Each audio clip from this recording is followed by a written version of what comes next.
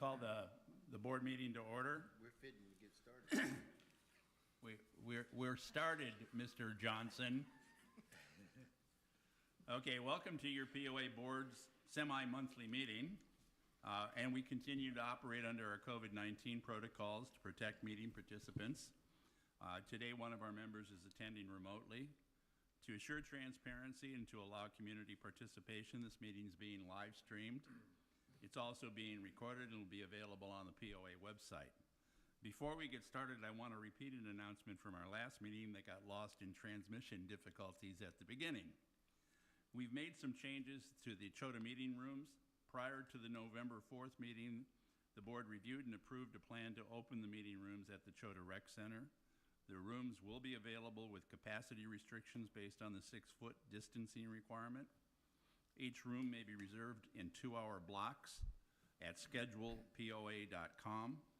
Reservations must list all participants to facilitate contact tracing should it become necessary. Rooms will be sanitized after each use. Masks are encouraged but not required, and there are no room charges. Staff will monitor distancing. Violations will be met with meeting cancellation and/or reservation restrictions. And with that, let's go ahead and get started because we got a lot to do today. May I have a motion to approve the November 4th, 2020 TVPOA board minutes as presented? So moved. Marty, second. Any changes to the minutes? Yes, Steve. I sent some changes to Mitzi concerning Bruce's comments 2 weeks ago about the dock reserves and moving the reserve funds to maintenance and to the amenity reserve. Can somebody read those changes into the record, please?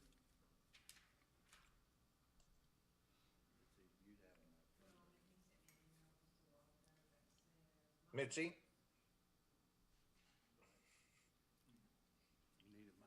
Got it. Okay.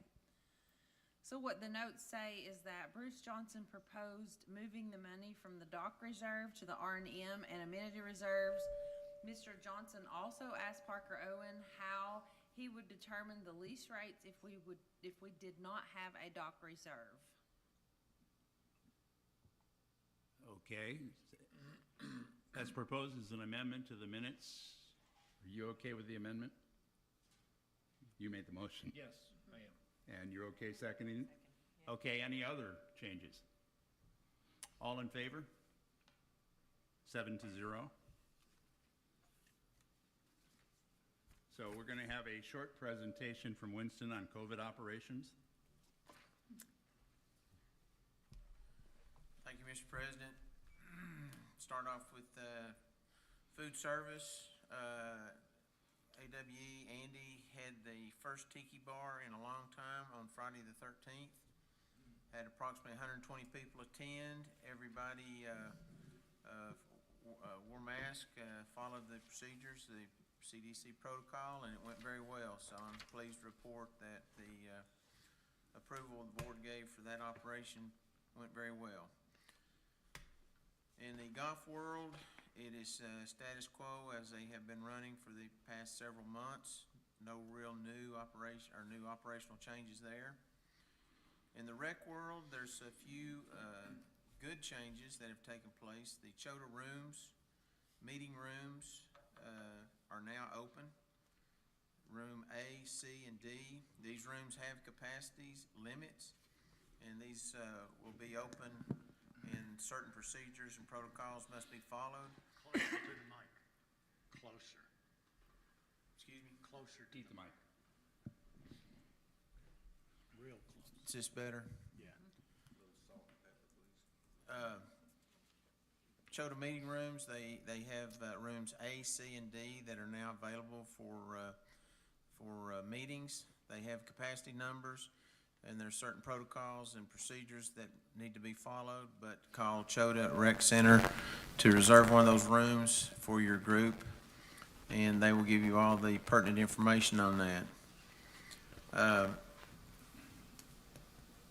The rest of the, one other thing is in observance of the COVID CDC procedures and so forth, in the cold weather. We have, Simon has installed 60 or so coat hangers. 6-foot separations are set, and that is for people to, when they come in with their coats and jackets, they have a place to hang them and maintain proper distancing. One of the areas that I want to make the board aware of is we have had, in the world of HR, we have had 7 people out, all of them but one due to exposure, and the 7 is now 6. One test came back negative and is back at work, and we have had one employee that tested positive, and they will be out for an extended period of time until the virus runs its course. This has put the entire COVID era has put stress and strain on the HR world. The people and the management of those people has put a strain on that because it just pops up at any given time. You have to follow proper procedures.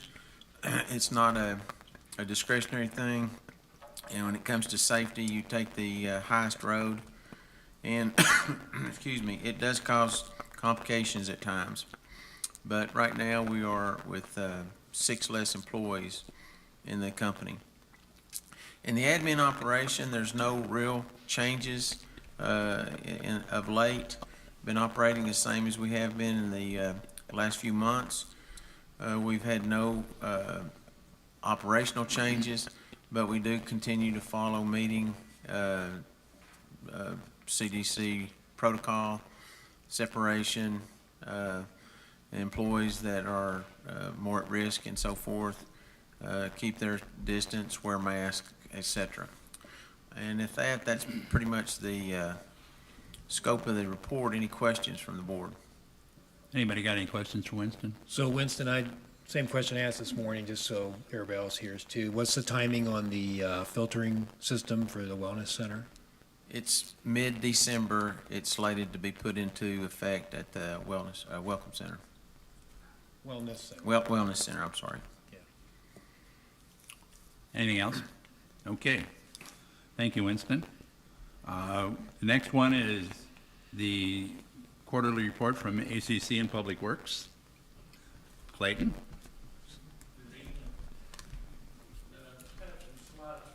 Push your button.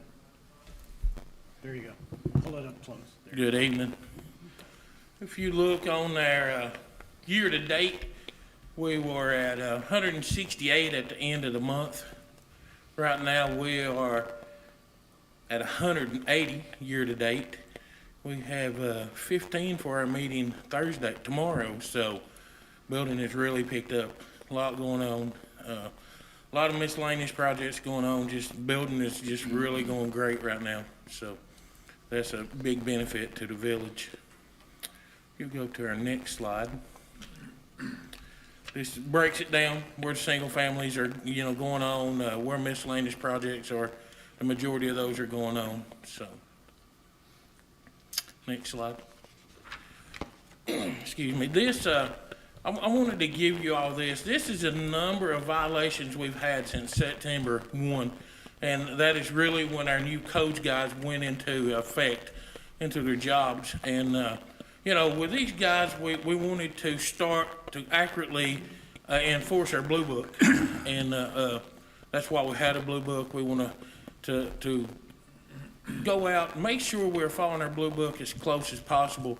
We have 158 violations that these guys have found at this time. We're now documenting those on their iPads, so we'll be able to email that out to y'all if y'all ever want to see those. I tried to scan these. Kevin had just got the iPad set up, so they didn't get to do all of these on their iPad, so they were handwritten, and it just didn't transfer over to this real well. But if y'all want to see those, I have those that y'all can come by and read those, identifying what each one of those violations were. We had 5 that we pulled permits on those job sites, and this is just. Yes, sir. Maybe you're going to hit it, but what qualifies as a pulled permit? This is when there is a violation and the guys will, if you read in their blue book, it gives a time of completion for each violation. And they'll document the violation, document the conversation that they had with the builder, and then they'll go back on that time limit. If it's 1 day for encroaching on someone else's property, whatever the violation is, they'll go back at that time. If they have not completed that violation, corrected that violation, then we'll pull the permit. Every violation has a time for cure, right? Yes, sir. Yeah. Okay, what's the, So these are new construction site violations? Yes, sir. Okay. All just 158. those 5? or- No, the 5 are new Okay. construction permits that were pulled. The 158 violations are either on, new construction, and existing homes, you know, whether it be, driveway, cars sitting in the driveway, or miscellaneous permits that they needed to get and they didn't get. You know, just numerous of things. A car sitting in the driveway? Yeah, There's and, time limits. yeah, there's time limits on those that are, whether they are covered up, you know, you can't have them covered up in the blue book. It says they can't be covered. And you can't store them. And we have a definition of storage. And we document those things. So are most of these as a result of complaints? No, this is now because we have the guys that are out patrolling. The 2 new guys that y'all allowed us to hire, they're out doing their neighborhood inspections now. So instead of 2 guys trying to cover the entire village in 220 miles of street, now it's broken up into 4 guys. So now they can slow down. Instead of just going to a job site, now they're doing neighborhood inspections. So the pulled permits are 5 houses under construction that you pulled the permit on, right? Yes, sir. And how do they remedy that? They have to remedy the violation, and then they have to pay a $500 reinstatement fee. Okay. If you see that, That would be the revenue from pulled permits, I assume. yes, sir. And then you'll see where there was 22 job sites that didn't have permits. And then you see where the revenue from the pool permits was those 5, as you said, and then the revenue from required permits, the 24, 22 is miscellaneous permits that people needed to get, that our guys saw them out working, and they stopped and talked to them, and they got the permit.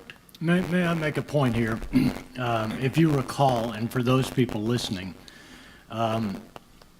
we were getting a lot of complaints about the builders not following their permitted bills and/or drainage and/or trash or debris or whatever. This is a direct result of that. Yes, sir. The second part is the number of people that don't have the permits or making a violation. You've also got to understand that that was one of the reasons we put it in too, because we were finding a huge number of neighbor pitted against neighbor. Correct. And that is disruptive in this community, and it falls to a violation of this book. And the accusation was at the time that we were not following the rules ourselves. The actuality was that we did not have the personnel to enforce the rules. And that is the result of this. Okay, I'm done. Something that I think Carla mentioned at the last meeting we had was people saying they called the office about a permit, and someone would say, well, you don't need a permit. So now everything that comes to ACC is you're required to do a permit. So even though our blue book says any exterior change needs a permit. So if someone calls and says, hey, I'm going from black shingles to black shingles, normally that you don't need a permit for that. But what we're doing now is we're just doing a no-fee permit, documented permit, showing that, you know, we are addressing each and every one of those issues. That way we don't get into the situation like we did with the fire pit. So. Got it. One of the things I really like about that, Clayton, is it gives your office, your department, an opportunity to actually maybe save the property owner a headache down the road, because by getting the permit, they learn something that keeps them from not being in compliance with the Blue Book. So I appreciate you guys doing that. Thank you. You're welcome. Next slide, if no questions on that. Whatever you want to do. All right, a couple online questions. One is, are there a few type of violations that make up the majority of the violations, and what are they? Well, it depends on if we're looking at residential, existing homes, or, homes under construction. There's, it varies in different ones. So, it may be illegal, storage of RVs or boats or something of that sort. It may be, encroaching on someone else's property with a new site. There may not be proper erosion control. There's a numerous things. Maybe you're not maintaining your lawn according to our requirements of our Blue Book. So there is many different things. All right, the other one is, what builders are violating our Blue Book, and are they repeat offenders? Not sure if you can really answer that. You but- shouldn't answer that. No, I don't think we need to answer that. We are dealing with each and every one of those. I think they will be, agreeable to what we're doing, because now we have people on site. We can deal with them, on a more accurate basis and be there. And we have time to communicate with them better. So I think it's not going to be a problem. I think we're going around the curve, on this problem. I think it's coming the way we want it to. This is the report right here of the miscellaneous permits and the fees that we had required. So I think y'all have a copy of that. Next slide. This is the list. I'm sorry, it's kind of small. This is the list of the construction sites that the permit was pulled on. Next slide. This is our code enforcement crew. I know some of y'all have probably never met these guys, but we're blessed. We've got some guys that are really dedicated, really wanting to do a good job, and I'm excited because they're calling, they'll ask questions, or they'll call and let you know what's going on, and I think that communication is huge, that they're always keeping that line open where we know what's going on. Any questions about ACC before we move on to Public Works? All right, next slide. Our crew started picking up leaves on the first Monday or November 2nd. Huge job in Tellico Village. You would think as people build homes and lots are cleared, it would be less and less leaves, but for some reason, it produces more and more leaves, so they're putting them out at the street. We have a three-man crew with 2 trucks and 1 leaf vac, and those guys are averaging at this time about 5 loads per day per crew. So a lot of leaves out there, but they are steadily out there working.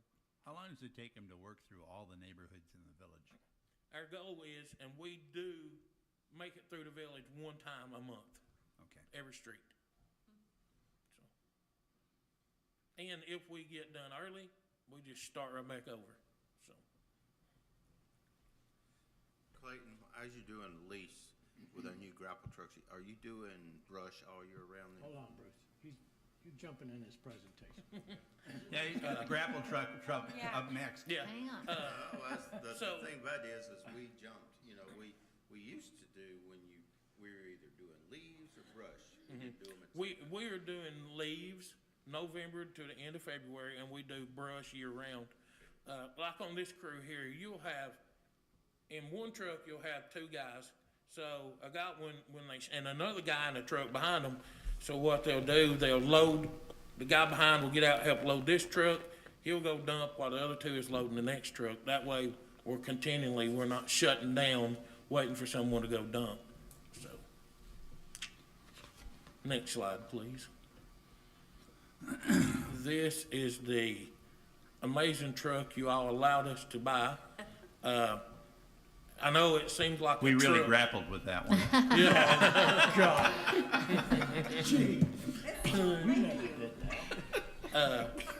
I know it seems like it's just a truck, but this truck is an amazing piece of equipment for Public Works.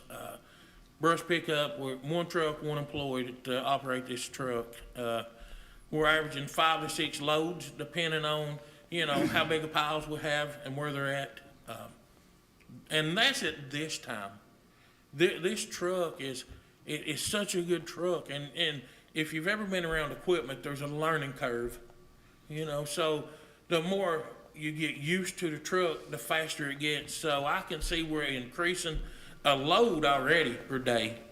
So as we get used to the truck, it's gonna increase more and more, and we have several guys that we're training on this too, so that slows us down a little bit, because when we got one of our CDL guys that has a little bit of time, we'll put him out here with him, just trying to learn, getting him trained. That way, if something happens to this driver, we got another driver.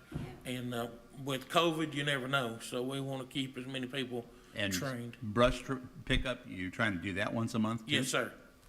Yes, sir. So are you able to do fewer runs, so to speak, to empty the truck now that you have this one, or is it about the Yes, same? no, we're picking up more. This is a 25-yard container on this, which is what our other one was. But with the way this one is made, it's higher. It's not as long as the other, the shorter truck is easier to get around their cul-de-sacs, but with the sides higher, we're able to compact it and get more in this truck. So It looks cool. it is, we're blessed to have it. 2020, we decided we would do all the striping of our streets throughout the village. Not just, and we normally just do the areas that we do HA5 in, but it was to the point that we needed to get out and do some striping in all the other places. So we striped the entire village this year. So that striping means that you ought to stay on one side of the road versus. Yeah, and I put. Not in my neighborhood. Is that just a suggestion? And if you read, I said we repainted all the street markings, because we didn't just do the striping, we done all the markings on the streets to,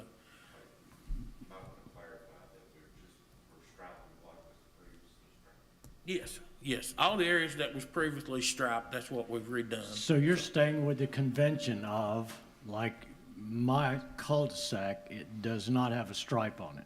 Correct. But when I drive down to the next street, it does have a stripe, and following that stripe leads me to a double stripe, which all double stripes lead to Tellico Parkway, correct? Yes. Yes. That's how I find my way home. So that's your cookie crumbs. I just go to the no stripe and look around. When you run out of stripes, you're home. Usually I have to drive around a little bit to recognize the house, yeah. He's passed it 4 times one time. Next slide. Right-of-way mowing, we continue to mow the main streets, and we do a lot of mowing for sight distance. And if you've been to Kahiti, we have done all the streets in Kahiti, not just the main Kahiti Trail. We've mowed all those streets. We're doing that in Milwaukee too. Our plan is to boom mow everything throughout the village. So that is the plan.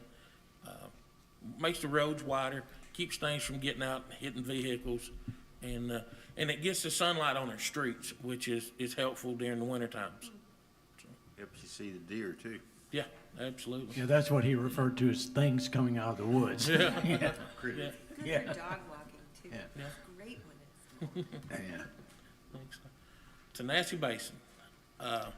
We are at the point of sending out RFQs for these new docks to go into Tanasi Basin. Just want to let y'all know that. Give them a little bit of history there. We sent it out to 10 people just for Yeah. pre-quotes. Yeah, and received 2. And received 2 out of 10. Yeah. So, wave attenuator, this has been a big topic with people in the village. I know the board has talked about this several times. I know we had a lot of discussion about waiting on Jacobs Engineering to get their dive team here. You know, you can read a report and report sounds good, but I got to be on scene with these guys and I was very impressed. Because while they had their divers in there, you would think, well, they're just going to swim around and see what's going on. But, I mean, these guys were down there with hammers and wire brushes, cameras. You know, they were measuring the pits and the metal thickness and stuff. So I thought they done a very, very thorough job. I think it's great. It shows that we don't have any concerns with our dock. We're just going to have to deal with a wave attenuator. So we are waiting on that report, but that was very good news. So when's the final report going to be here? I'm not sure. I know those guys have several jobs they were doing, so they'll have to get to come here. They're going to be quarantined before they can go back. So I think they were going to do a couple of jobs and then go back and be quarantined and do the report. Is that? Yes, I think we should have it by year end. So- You kind of insert it into the final report. Yeah. So Jeff just said we should have it by year end to put it into the final part of the budget. I'm just repeating what Jeff said, unmiked. Next slide is wet well coating. This is on our sewer lift stations and on those wet wells. We have to coat those to keep the sewage from eating up the concrete. And we're waiting on the company to come. November the 30th, they should start on Coyote Coves and Tenasseee Coves.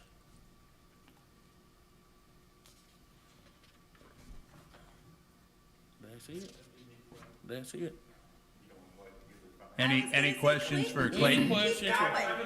No. I actually So think are there that would any be great. questions for Clayton? There are some online questions if we're ready Okay, for those. let's go. Actually, Bill Bush said, I observed the new grapple truck working on Dudalla Way, very efficient and worth the investment.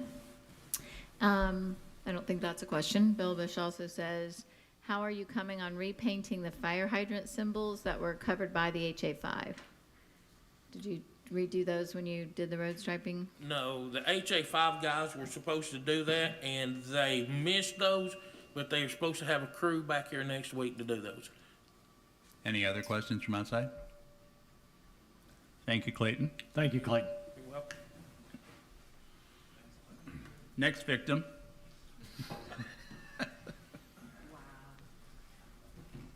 I'm just glad we got off that wet well photo. You'd think they would use black paint on a sewer well, but Yeah, really. all right. I know a lot of you folks joined us at the FAC meeting on Friday, but yeah, I'll try to cover this for those of you who weren't able to attend. The month of October was very much like what we've experienced in the months of August, September. A very good month, and as you heard from Clayton, the activity in the village just, continues to keep a rapid pace. The POA lots sales for the month were at 13 versus a budget of 4. So year-to-date, Beth and her marketing team are at 116 versus a budget year-to-date of 40. Excuse me. Could I make a request? And I keep seeing this on this constantly, and I tend to agree with them because we have a different advantage. Kevin, I think they all think you're handsome and lovely, but the people want to see the slide.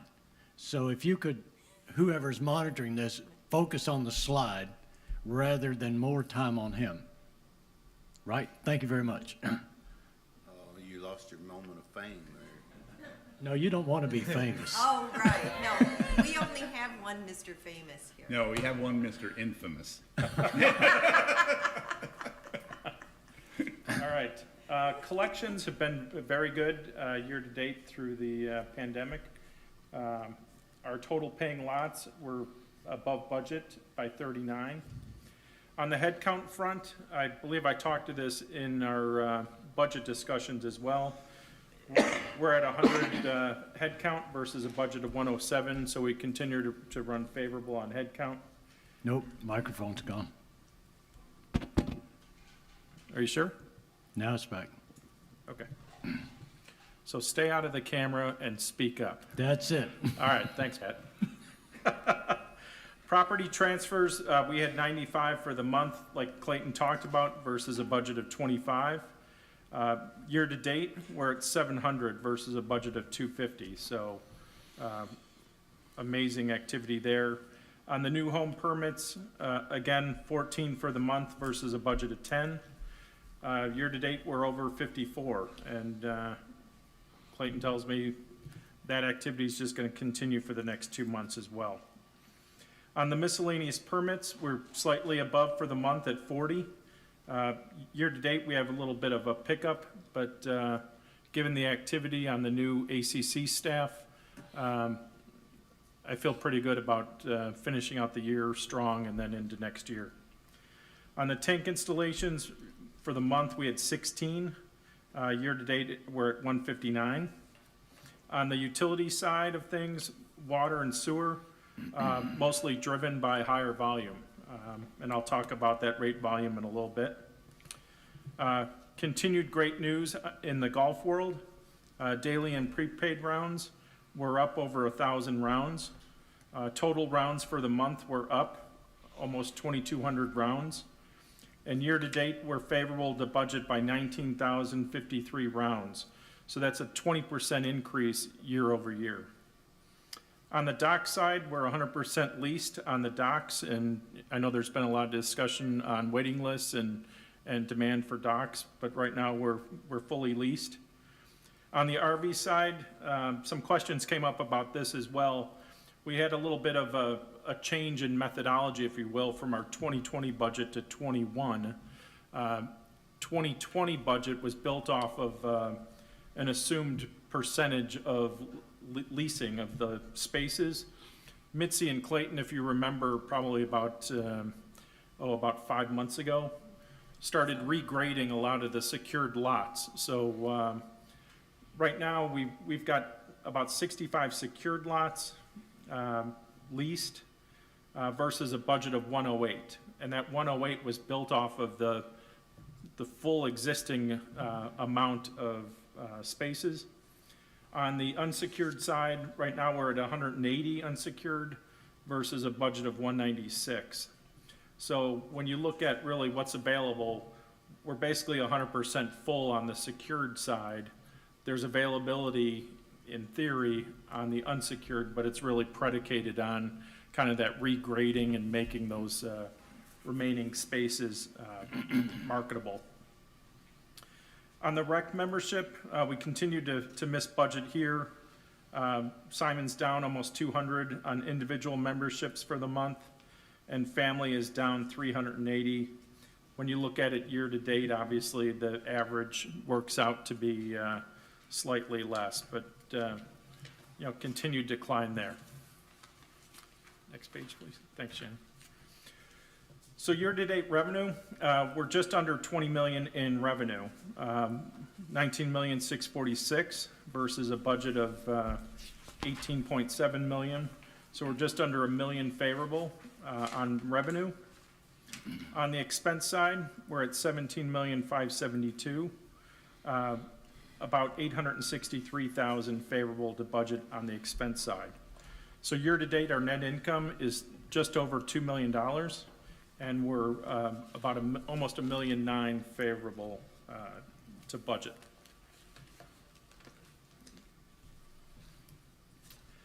On the revenue side, obviously with the assessed lots and activity, we're basically right on in assessments. Late fee is really the offset with bad debt expense. Golf, 348,000 favorable year-to-date on their budget.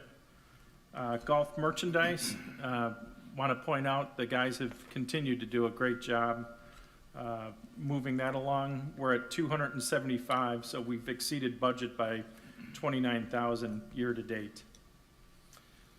Rec, we're down 246,000. Most of that is from the 2 months that we suspended billing, or roughly 150,000 of that variance. The remaining 96 kind of comes through in the remaining months where those renewals have been delayed. On the water and sewer front, we're favorable to budget by 363,000, mostly driven by volume, as is the installed tank revenue. We're favorable 337,000. Again, it's month to date, we're 6 favorable to budget and 45 favorable year to date on installed tanks year to date. On the dock and RV side, and in next month's financial presentation, you'll see this broken out. I'm going to be breaking out the docks versus RV, and docks will include the docks and the gas dock. So dock is unfavorable 9,000 year to date, RV is unfavorable 20,000, and gas docks are favorable by 38. So netting all that 3 together gets us to the 9 favorable. On the ACC permit side, we're 175,000 favorable year to date, really driven by being over budget by 54 there. And then food service, again, Kahiti food service has continued to do a great job so far. On the other revenue, the 224,000 a year-to-date favorability is really driven by some what I consider extraordinary items coming through. The Kahiti portico donation of 59,000 is flowing through there.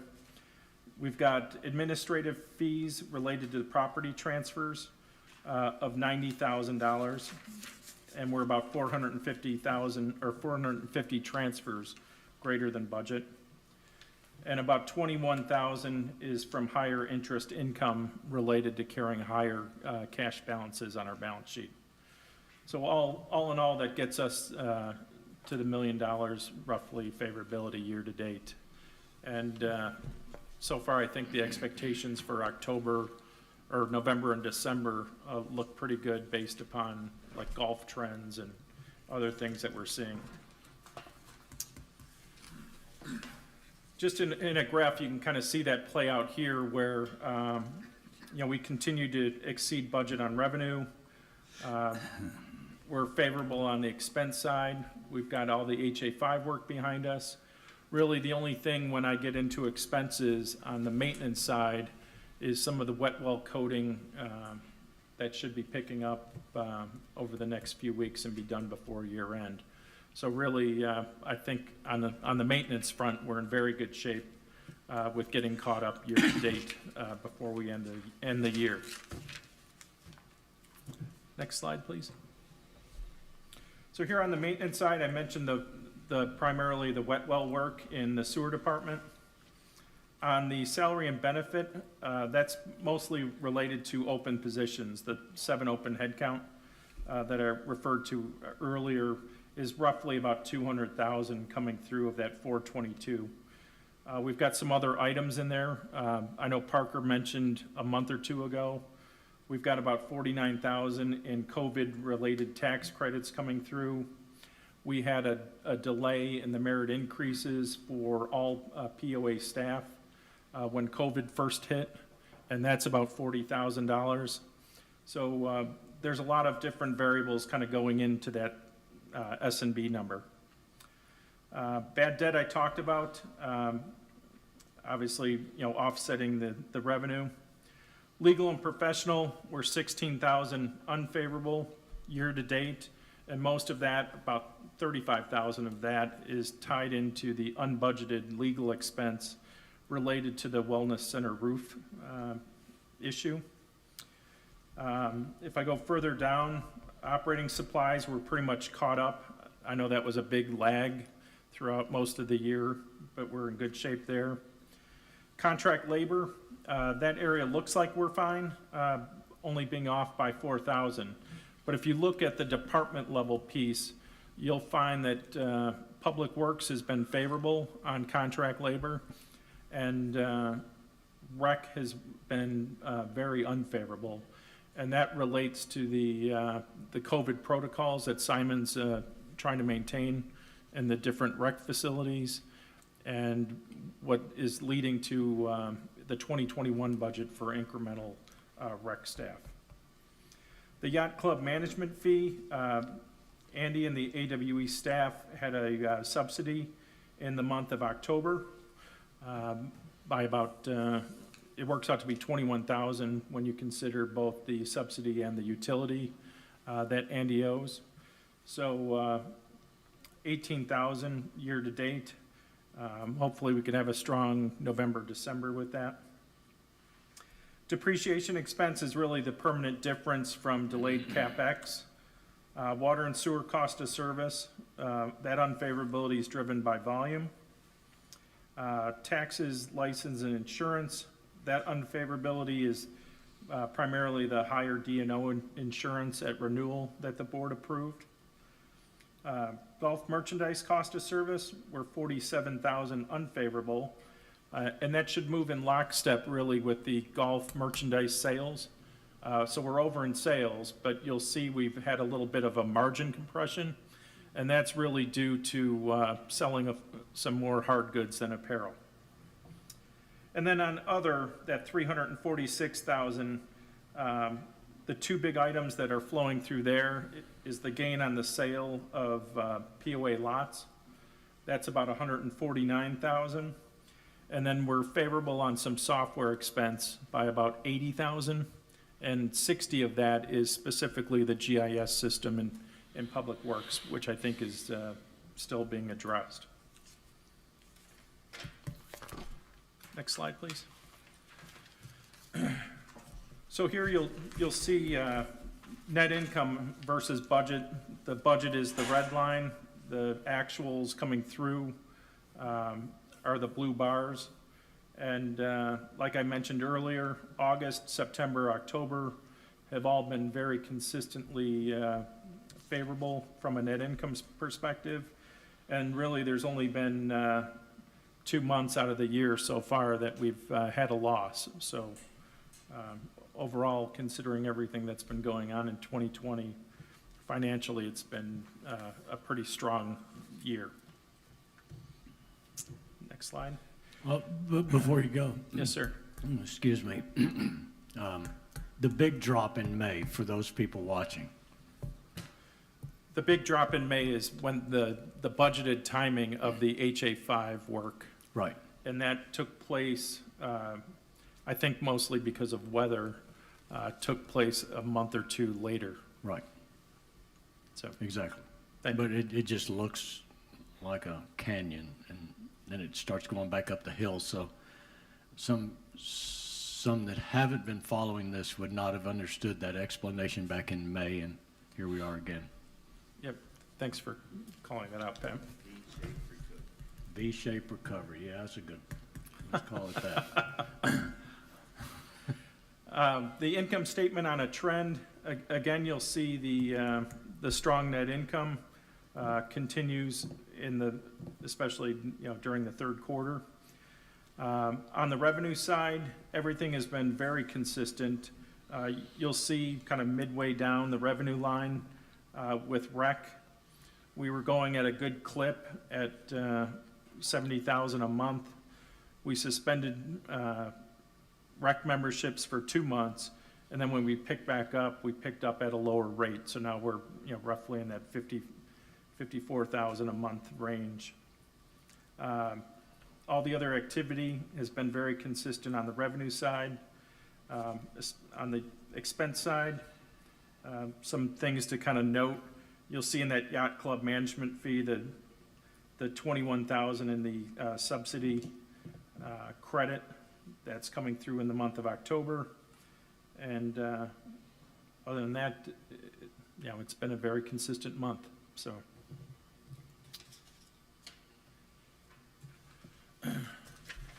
So here on the water and sewer, a quick rate volume for revenue for water and sewer.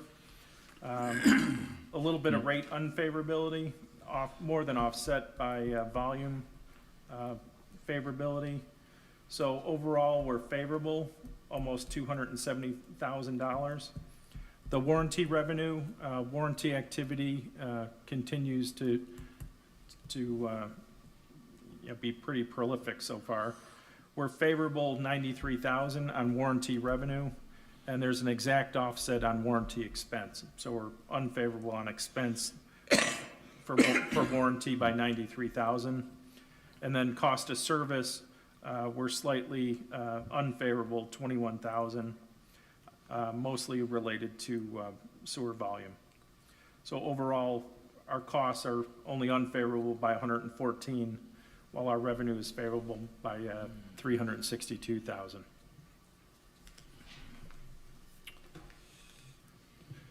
On the golf side, again, like I pointed out in months past, you'll see on the member rounds, we're favorable year to date at TOQA, almost a little over 5,700 rounds, almost 7,000 rounds at Tenasseee, and almost 3,500 rounds at Kahidi. When you break that down between the different types, daily and prepaid, you'll see it's pretty well balanced. Obviously, on some of them we take a little bit of hit. On the annual members and annual after two, now called Twilight, obviously a lot of favorability on those rounds, but the revenue again is really driven by the passage of time. So those really aren't rounds that generate revenue per round. But overall, they're favorable by 16,115 rounds. Next slide, please. Another good thing to share with golf rounds on the guest front. Again, it's pretty well distributed to all three courses. 526 guest rounds favorable on TOQA, 964 on Tenasseee, and almost 1,500 on Kahidi. Next slide, please.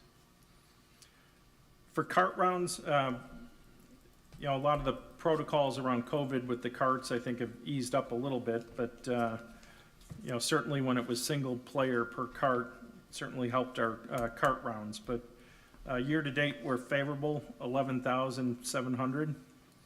So total rounds for the month, we're favorable 2,163.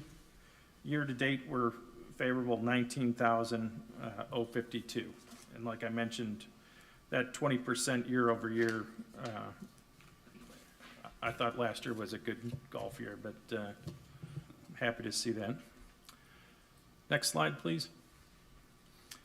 On the family membership here for rec, you'll see we're at 634 versus a budget of 1,019. Even the budget drops off a little bit as the colder weather hits. Folks are doing a little bit, well, I know I am, a little bit less physical activity. So we went down month to month, which is a number that I kind of focus on. We went down 54 memberships there. And then on the individual side, we're at 391 versus a budget of 590. Again, a 26 membership decrease month over month. So again, we continue to see those memberships drop, but I don't think it's the mass exodus that we saw at the start of COVID. So before I hand that over to Parker to talk about CFO activities, are there any other questions on the financials? Steve? Yes, sir. Hey, Kevin, just noticing on the balance sheet, we now have 2.4 million in operating cash, and I realize, unless you moved it around, 1.2 million of that's the PPP grant or loan, whatever you want to call it. Yes. Why don't we move some of that money into some reserves, the million, because you got 2.4, your targeted cash, operating cash is only 1.5 million. We ought to shift at least $500,000, another 750 into reserves. Not disagreeing. I know Parker's going to be talking about projected cash flow during the CFO segment, Steve? Grant or loan, whatever you want to call it. Yes. Feedback. Yeah, we got some feedback. And then the other point to be made, I was just looking at your daily rounds Yep. report. So total member rounds are up 16,000 over the budget. And if you look at the details, let's see, after 2, you got 10, you got 16, you got 18,000 rounds over budget just in the after 2 results. So that tells me that your normal golfers versus budget, you're running less than planned. So there's been a significant shift. Okay. Yes. And I think part of that was an intentional shift with trying to create that demand in the off time. And then the follow-up data, which is what I check, and so anybody can go look, is go look on the Chelsea tee sheet. The AM times are still full. So if you So get to this, that says our budget was off on the budgeted rounds. yeah, and if you get to this time of year, you should expect, and this is again, kudos to Chris for going for this twilight rate because he can move that back and forth now starting next year. But you will have more delays because of fog and frost and cold weather in the morning, which is going to drive that start time up to reduce those AM rounds and push those rounds to after 2. And before, we were getting zip revenue for those rounds, and now the courses are packed.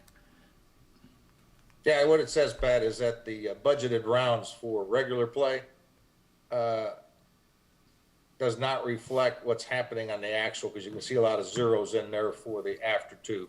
Yeah, we used to call this rain delay, Steve. Remember last year? Or we used to call it rain, loss of rounds due to rain. Right. Yeah, so I'm more, Kevin, I'm more interested in that operating cash number going down from 2.4 and moving cash into reserves. Yep. And like I said, Steve, I think if you give Parker about 3 minutes into his presentation, and that's probably a good place to interject that. Thank you. All right? Any questions from outside? Okay. Parker, you're on.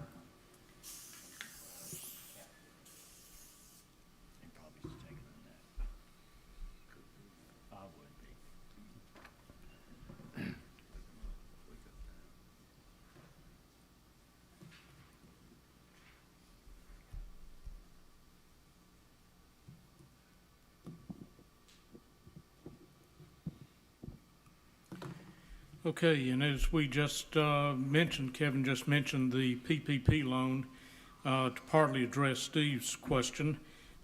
We do not have final forgiveness from the Small Business Administration yet. We did pass all the screening criteria through United Community Bank. Certainly have every expectation that we've met all the criteria for forgiveness, but we've not received word back from SBA yet that loan has been forgiven and basically turned into a grant. Until that happens, I'm reluctant to move that money out of operating cash and into any kind of reserves. I also think we need to take a look at reserve balances ending this year and beginning into next year, look ahead to the expectations for the year, and then make some judgment about what's appropriate for that. The forms 990 and 990T are now complete. They were reviewed by the audit committee, submitted to the IRS, and we've received back acknowledgement that the IRS did indeed receive our filings. They've now been posted to the TVPOA website for all members to see. And very recently, we did solicit quotes from all of the big 5 carriers for health insurance. We received 3 quotes back, those being from Blue Cross Blue Shield of Tennessee. They're the incumbent. Humana and Aetna also submitted quotes. Cigna and United Healthcare declined. What we're recommending is a continuation of Blue Cross Blue Shield of Tennessee. They're the best value for rates and coverage. The pure rate increase there was about 7%. But we've had better than budgeted and better than expected experience with our health reimbursement arrangement.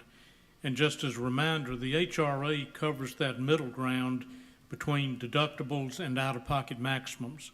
So the POA basically is self-insuring that middle ground between those two extremes. We budgeted about $90,000 for the HRA spend for this year, and we're expecting to come out somewhere around $40,000 to $45,000, so roughly half.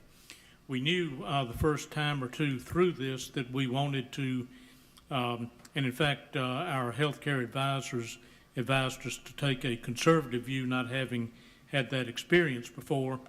But now with a couple of years' experience, we think that 45,000 level is more appropriate and is about where we should expect to come out year after year.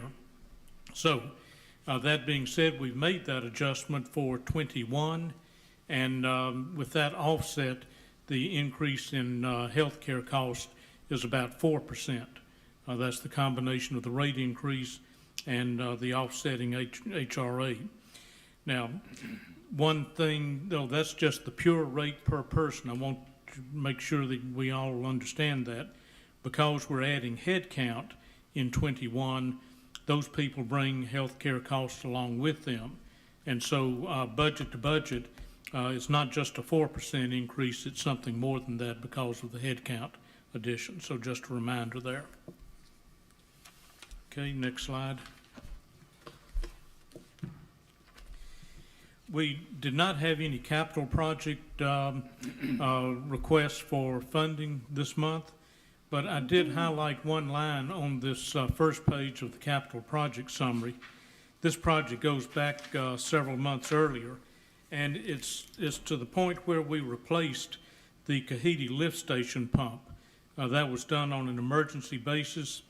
It was initially budgeted as maintenance at $15,597.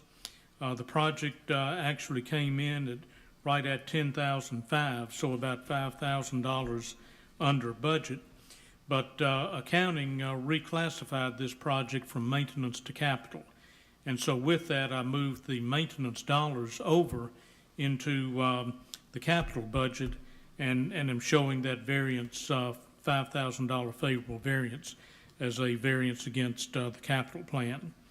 So, I just point that out to say that I've picked that project up as part of both the budget and the authorized and the variance amounts, and that works its way down into the bottom line on the capital plan variance sheet, which is on the next page, the summation. I ran out of room on one page. I'm having to go to a second page now.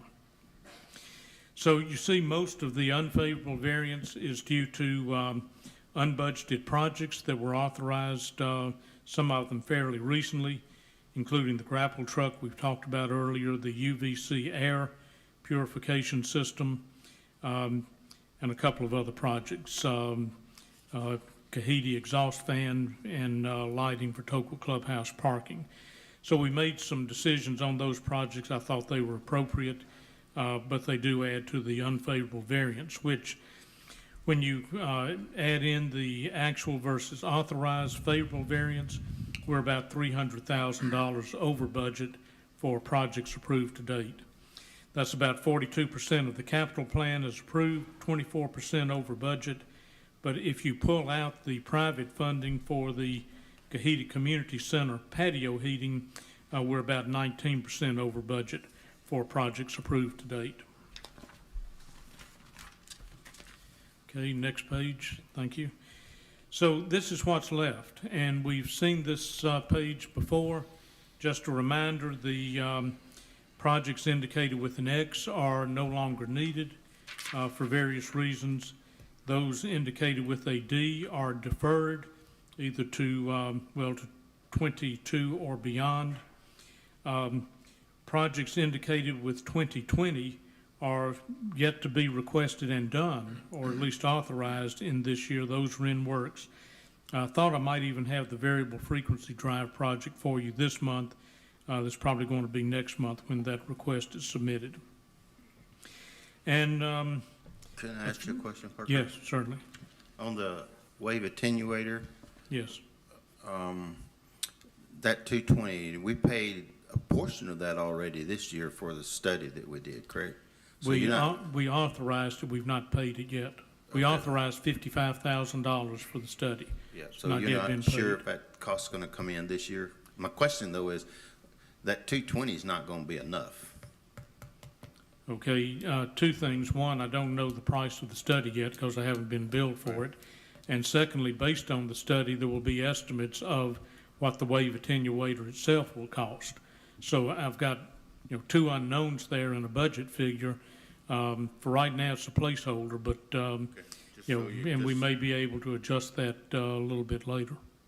And just so you're aware that study was for both attenuators, not just one. Yes. And the repairs will be for two and not just one. Okay, that's the first I'd heard that comment about both attenuators being repaired. Okay, there are some adjustments that we may very well need to make, and I'll point out one more that, right about the middle of the page, the $304,000, that was budgeted for this year for metal roof and interior refurbishing at the Wellness Center. And, that's indicated as a carryover to next year. So that's one that we will need to revisit shortly and determine, and I'll comment on that again when we get to the actual budget approval, but I think that may need some adjustment as well. Okay, so all in, there's about $1.7 million of this year's capital plan that is not expected to be spent in 2020. That carries over to the next sheet, the cash flow check. Top line, we've got that strong favorable variance on net income of 1.8 million, north of 1.8 million. Depreciation lagging because of timing of capital projects and the fact that not all of the capital plan was approved and executed in this year. Capital expenditures, we just saw that's running $300,000 variance to plan for projects approved to date, but the line right below that, there is $1.7 million of capital deferrals into next year or beyond. So all in, we had budgeted a negative net cash flow of $475,000, at least to the middle of the page. At the moment, we're seeing a $3.1 million favorable variance, and so that would lead to a $2.6 million positive net cash flow, other than changes in working capital and the adjustments that we then make for drawdown of reserves and debt payments to principal. Okay, any questions on the activities to date or anything else before we go into budget review? Okay, hearing none, let's forge ahead. Okay, this is kind of the big day for the budget process. I'm not going to go into as much detail on this as I have in previous sessions. You've seen most all of this data before. I will, of course, address questions and try to hit the highlights. But I will point out some changes that came out of the November 4th Board Budget Review. We'll talk perhaps at some length about proposed changes to the Dock Reserve Fund. Just a reminder that the LUB water supply proposal is reflected in this budget. We'll review assessment and user fee schedules. You'll be asked to approve those when that time comes. Review at a high level the capital plan, changes in that capital schedule as we went through the various reviews. Reserves plan, the income statement, cash flow, debt schedules, headcount, and non-financial indicators. Most of those will be pretty quick and high-level reviews. The calendar shown on the next slide. Here we are on November 18th. which is board approval of the 2021 budget at the regular board meeting. So that's where we are. Some other things that will happen after this. The assessment coupon books will be mailed in early December. In January, the January 20th board meeting, we'll true up the beginning cash balances for the actual year-end 2020. So all of the reserve funds, the operating cash, all the cash balances will be trued up as to where they stand at year-end. We'll adjust the cash flow statements accordingly, and I'll review that for you at the regular monthly board meeting. I'll also point out that we've got a couple of capital projects that are have some uncertainty surrounding them at the moment. If that uncertainty gets resolved, then we can make adjustments to the capital plan for 21, and I'll ask you in January then to amend the capital plan that you will be asked to approve today. And then finally, January 29th, we'll distribute the printed copies of the budget book and upload data into the reporting system. So that's where we are, and that's where we're headed. Okay, not a lot in the way of changes coming out of the November 4th budget review. We did, at that meeting, approved the replacement of the fuel system at the gas dock, $15,858, funding from the dock reserve fund. So with that, I adjusted the 2020 year-end dock reserve fund balance by $16,000, and that project was removed from the 2021 capital plan. We made some wording changes in golf and rec to replace the word family with two-person household memberships, and there would be additional fees for the third, fourth, etc. Household member beyond that. And I mentioned earlier that we've now received bids on our medical insurance. I think I've already pointed out virtually everything that's on this particular comment. The offset by the better experience on the health reimbursement arrangement, about a 4% rate increase per employee between 20 and 21. And so that's now built into the budget models. Okay, next slide describes the proposed changes to the dock reserve fund. And I will review this one with in some detail. So what you'll see a little bit later, it's in your packets if you've already looked at it. The dock reserve fund has been zeroed out in the budget model. Now, I haven't actually moved the money yet. That would be done right around the end of the year. And at that time, the dock reserve fund, if the board approves this, would be closed out the end of 2020.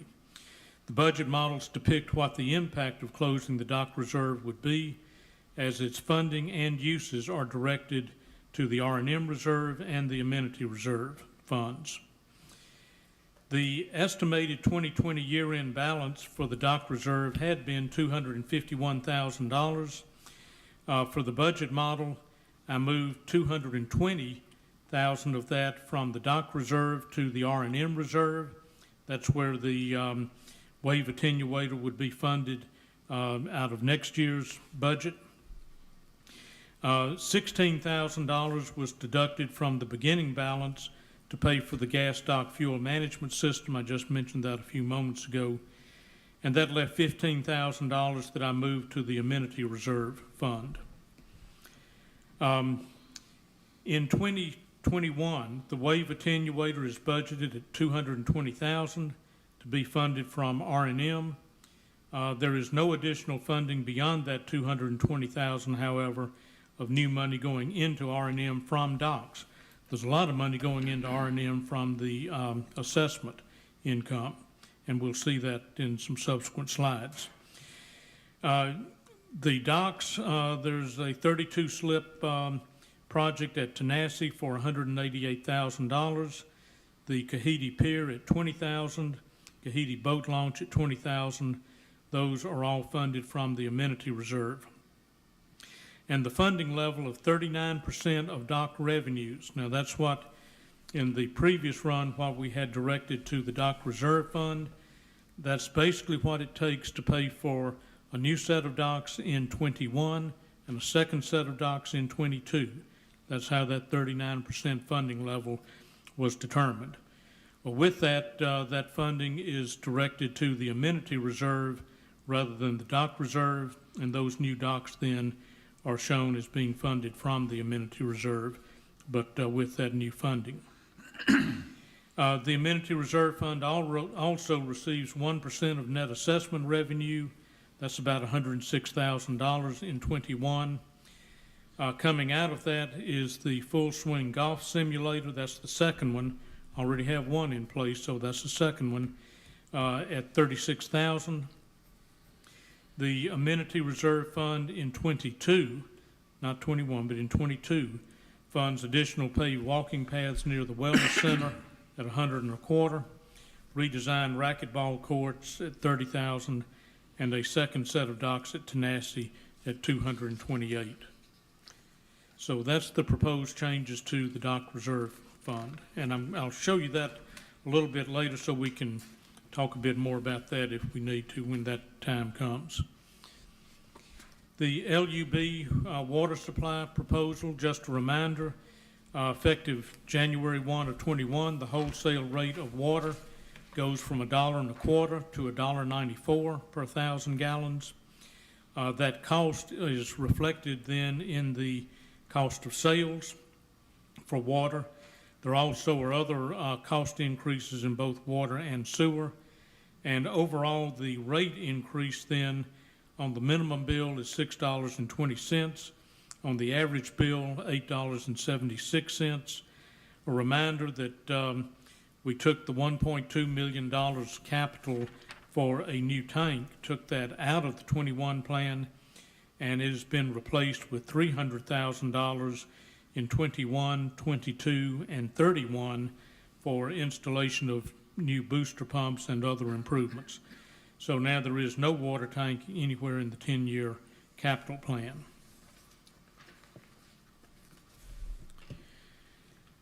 The 2021 assessment and user fee schedule. The assessment increase is built in at 5%. That would result in a monthly rate of $146.52. There were selective increases in golf rates.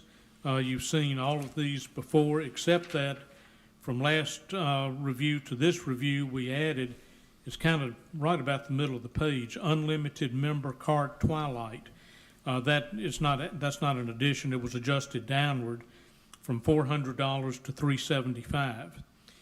But a little further down the page, unlimited path twilight, that was an addition at $275. Those were recommendations coming from the Golf Advisory Committee. All the other golf rates you have seen in previous budget reviews. Fitness, we've got a 2% increase. Yes, yes, Carl. I'm sorry, I had a quick question on the Sure. Selective increases. Do you happen to know if those are those 18-hole rounds with a cart?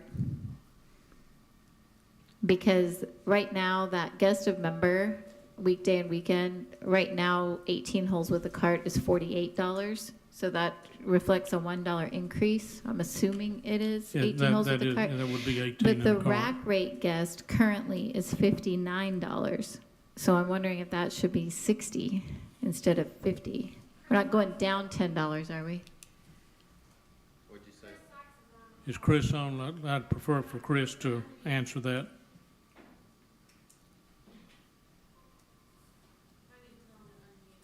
Chris, if you're online, if you would unmute. And the question was whether the rack rate guest is $50 or $60. Carl was saying that the current rate is $59 and suspects that might be a typo.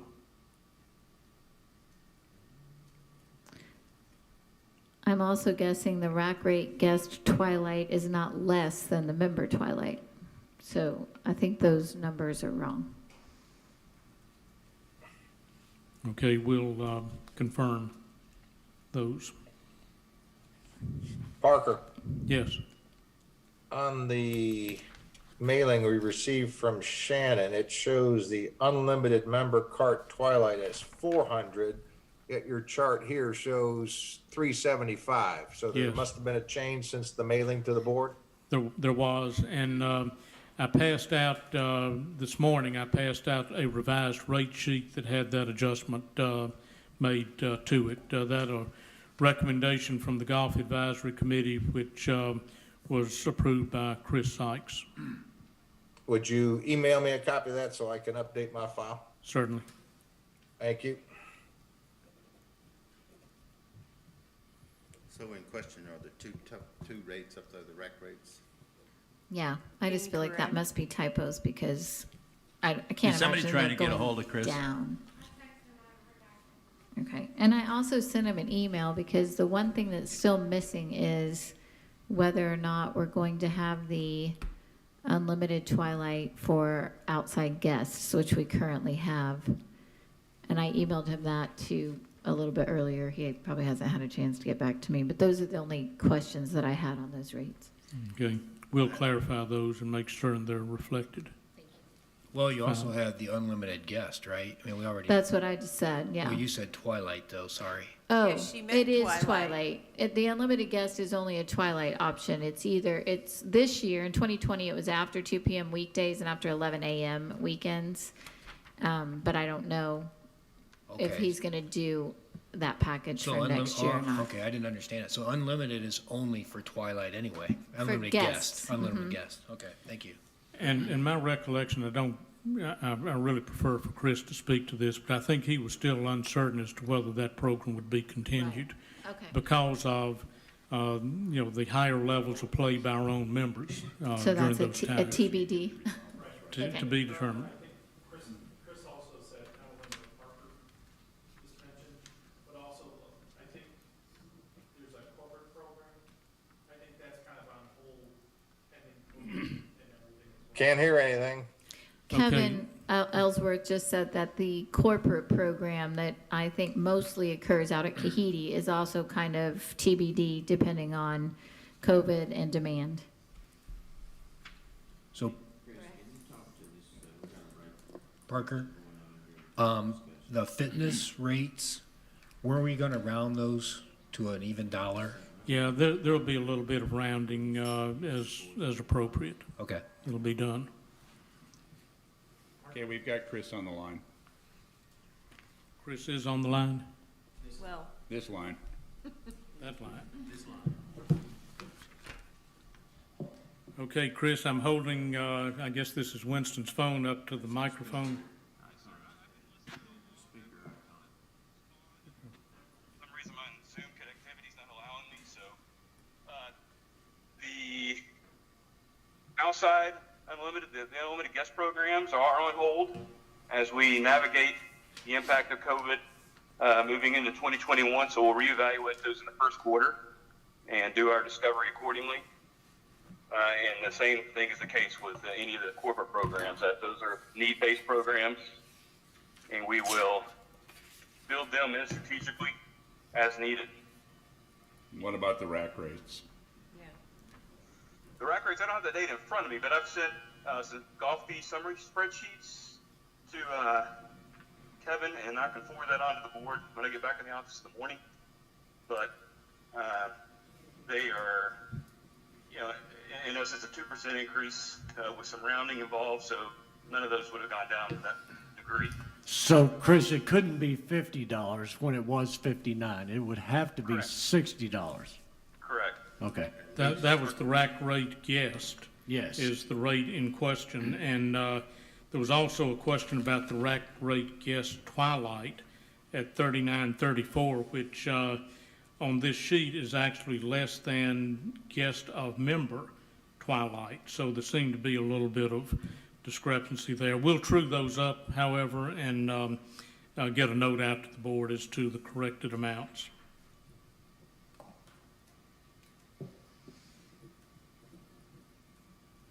I think they were just $10 off.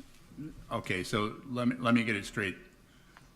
Rack rate guest, is now 60, correct? He's gonna get back to us, he He's said. going to Correct. confirm. And I've sent golf fee summary spreadsheet out a couple times, but I'll make sure we get it to the entire forum. I'm looking for it right now. Oh, yeah, you should have it.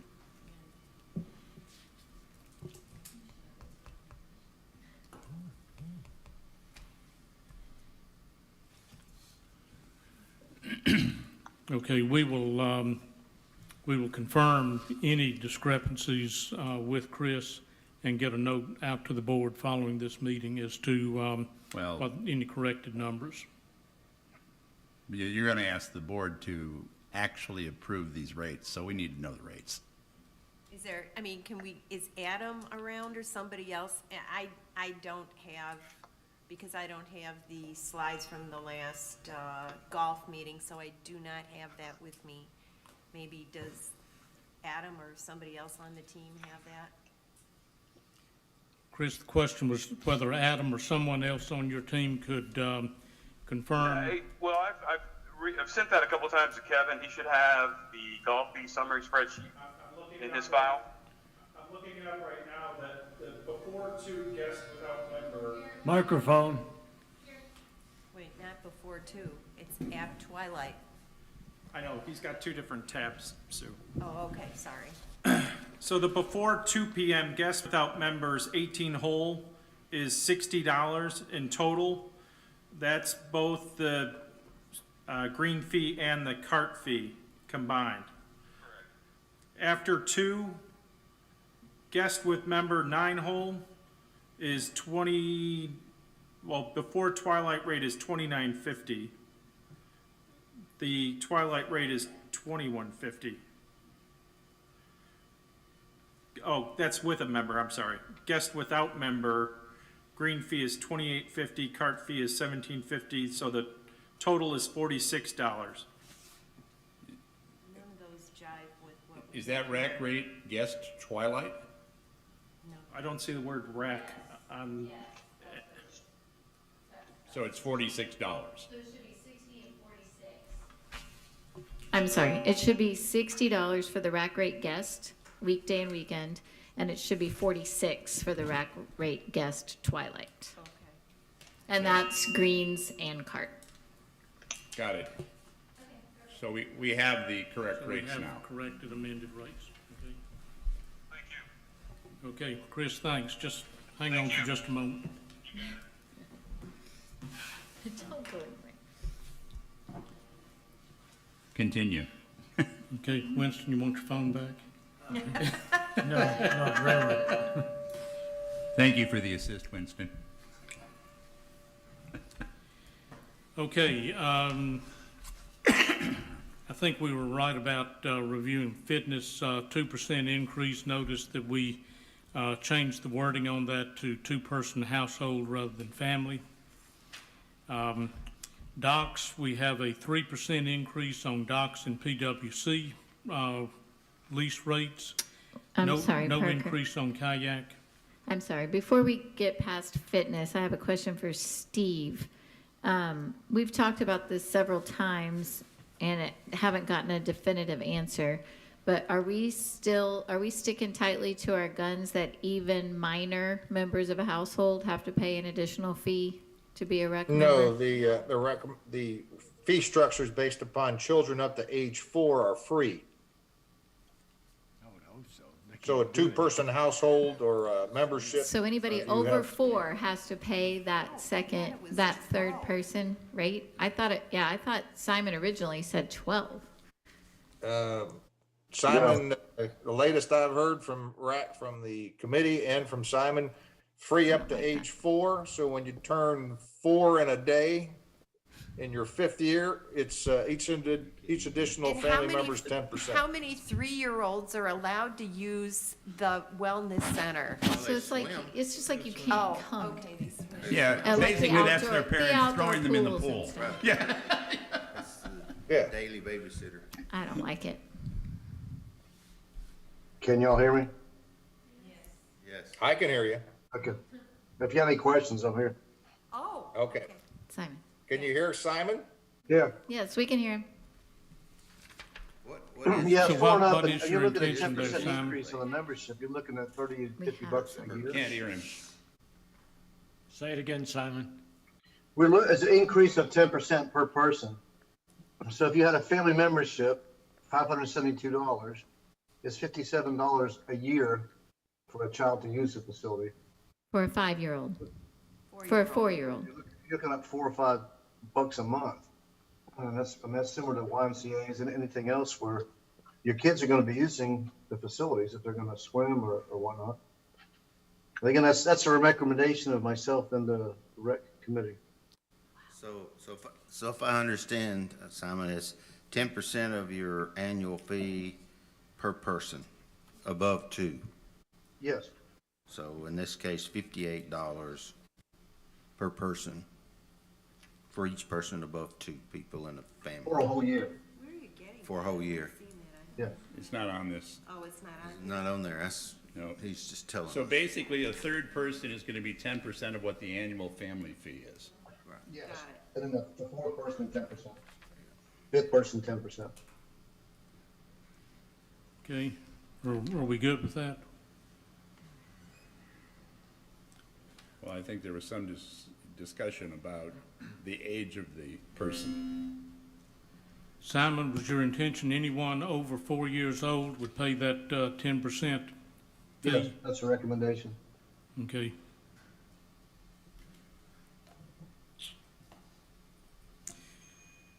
So that's less than $5 a month, right? Yeah. I That's feel way like below the historically, and maybe times have changed because, that happens. But historically, when you have a family membership and you have minor children, you don't typically pay extra for them, at least in my experience, we haven't. And if that was just an unusual experience, then I'll go along with this, but I just, So a minor goes all the way up to 18? 17 typically, and once they turned 18, then they had to have their own membership. But I was happy with 12, but I feel like 4 is Kind of ridiculous. kind of crazy. I mean, I Why get it. bother? A lot more cleanup in his pool. Oh, Jesus. Yeah, I think it was fun when I did it with You know, that Parks was a and pretty Rec, crappy because you have a remark. lot of kids that, when they get here, they cause a lot more issues. And when they're used to facilities, there are issues, and management has to take care of a lot more things. Why would that be free? But So, again, so these are my Simon, in your recommendations. experience where you've done rates for minor children, typically what age do you define, where they have to start to pay? I did down to 6 months old and up. 6 months. Yep. Some places will do 12 years. It's all across the field, but So there's absolutely, there's no general rule. Is that a correct statement? yes. So so your committee has basically chosen 4 as their rule. That's fine, go with it. Yes. That's fine. Okay, so that's the recommendation of the rec committee. Okay, I'm fine with it. Me too. Don't like it, but I'm fine with it. So Simon, do you have any idea how many family memberships were more than 2 people this year? Oh, gosh, I'll have to go back and get Jaden's, he did a whole report He on it. presented it. His new guy, Jay, did. All right, my memory's short. Yeah, mine term, too. sorry. I don't even remember him being here, but I do remember he said something. To have a short memory. Here's the thing, it's not a ton. It's not a ton, as I recall. But I do recall, there was one membership that had like 9 people on it. But other than that, it was a very small number. And I think the revenue that we're going to generate from that is probably not significant. And it probably means less to us than it does to families from whom we're going to be collecting it. So that's why I'm opposed to it. There was a study done that was reviewed with the board, I don't know, a couple of months ago. So Simon, if you could dig that up, because my memory says I was shocked We've had at it, how we've many agreed with people it. Let's, have, come on, more let's than go. more We than don't 2 need in to the stall. individual. I mean, in the We're family good. membership. We can move on. It's fine. Okay, not wasting a moment, moving on to docks. I already mentioned 3% increase in docks and PWCs, no increase in kayaks, 3% increase in RV annual storage, secured and unsecured. Water and sewer. The big increase in water flows directly from the LUB contract renewal. There are also inflationary increases in there for both water and sewer. Calculates out to a 22.5% increase in water, a monthly minimum bill of $24, a 6% increase in sewer, with a monthly minimum $31.75.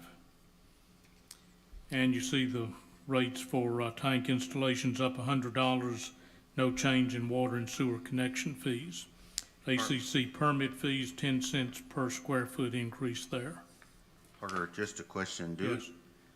I know it's technicality, but do we actually worry about the 10 cents on the 278 and the 7 cents, or do we round that off? What do we do? Where are you? Yeah, RV Under annual RV storage. and any No, of we do some rounding. Okay. We do some rounding on those. So that would be, likely would come across as $278 and $174, round down in those cases. Okay, moving on.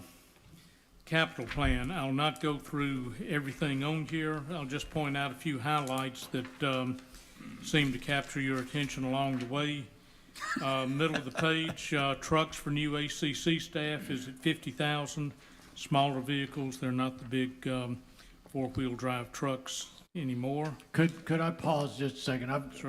Before, because we were sitting on docks, and Terry Sheridan lives over by Tenasseee Basin there. When will the 10 additional parking spaces created at Tenasseee Boat Docks parking be paved? My understanding is we're not going to do that until after we put the dock in, because we will have access to that parking lot, and we may end up tearing up a little bit to tie the two together.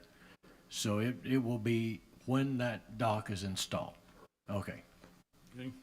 Thanks. Okay, next page. Point out Tenasseee bunker renovations. That's the end of that project at $30,000. Kahidi bunker renovations at $250, about the middle of the page. That's over both 21 and 22. The golf simulator is shown down toward the bottom of the page. 1/3 allocated to each pro shop. It's a $36,000 project, split 3 ways. Next page.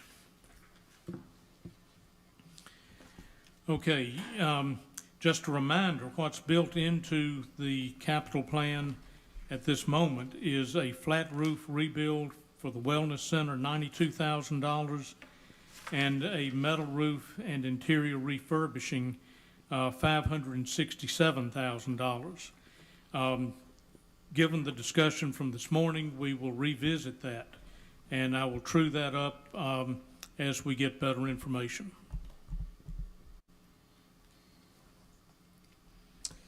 Down toward the bottom of the page, we increased the number of water meter replacements to 10% of the installed base.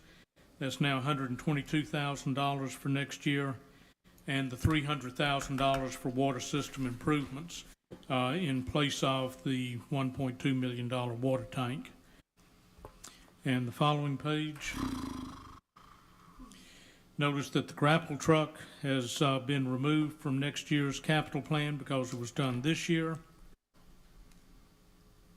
It's probably the main thing to point out on that page. And then the last page of the capital plan, focus your attention on the docks section. Budgeted to come out of, it had been budgeted to come out of docks reserve. This is still the docks capital plan, however, to be funded either from R&M or the amenity reserve as proposed. Replacing the wave attenuator, $220,000 is the placeholder for now. New docks at Tenasseee, $188,000. New jet ski slips, these are additional slips, $20,000. Replacement jet skis, $20,000. Kahidi Pier is $20,000, and the boat launch at Kahidi is $20,000. Parker? Yes. I'll go back to the wave attenuator, the discussion we had earlier, and that is that 220 was set up originally for an estimate to replace the attenuator at the yacht club. It did not include any study. It was just a replacement. So I'm telling you that estimate that was out there may very well, if we're going to address both the attenuator at the yacht club and at Tanasi, we may be well over budget is what I'm getting at. So your budget may not be high enough to cover both of those. When will we know or have Not a better? not until we get our report back. Which will be near the end of the year. Right. So I'm saying is that if you're going to leave the 220 in there, it may you may have to say for budget purposes we're not going to do the Tanasi improvements until 22. Or you do a. Or you increase this budget and do both of them, depending on. Well, the other issue is the timing of when we have to do those repairs. Right. You know, we don't know right now, but we might be able to delay the Tanasi one for a year. Well, we don't Could know. be And by the way, could be 5 years. we've delayed this one for well over a year. The only thing I point out is this one was a metal one here, and that one up there is wood. Okay. Well, let me suggest this. We have a lot of uncertainty around a couple of pretty big projects. Some of that uncertainty will be resolved in the next few weeks. We'll have one last gasp at budget adjustments in January. Okay, so that's kind of the last opportunity that you or I have to make changes to next year's budget and capital plan. But we do have that one last gasp.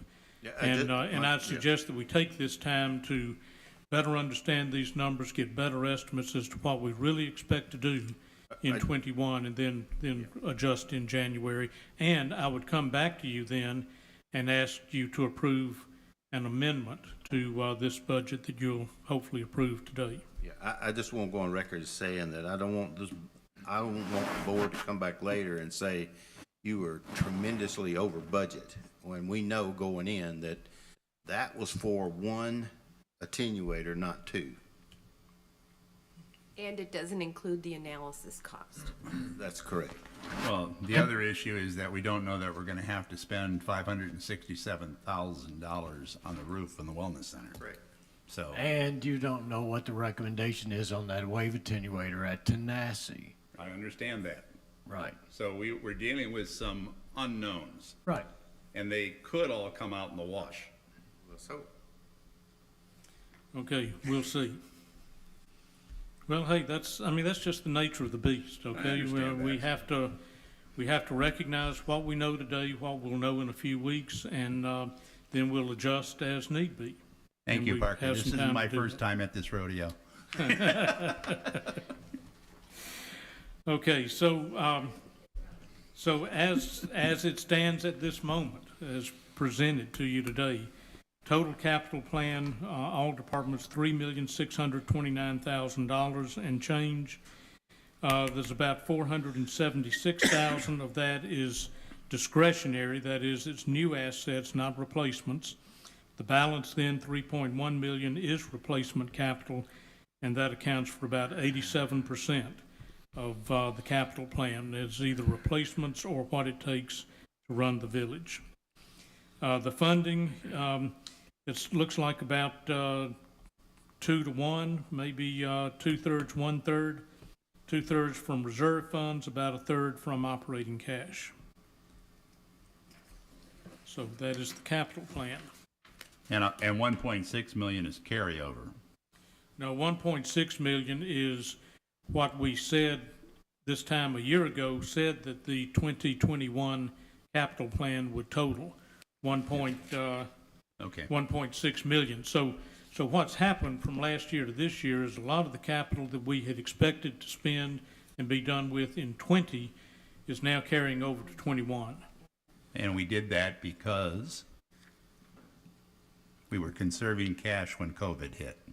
That was part of it, and some uncertainty around other projects that forced those into the future year. Got it. Steve's got a question. Steve? Parker, for the Tokwa parking lot of 100,000, how many parking spaces does that include?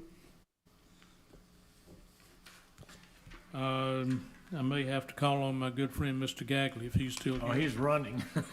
He's running. He's running towards the table. Oh, Come on. I didn't know which way he was going.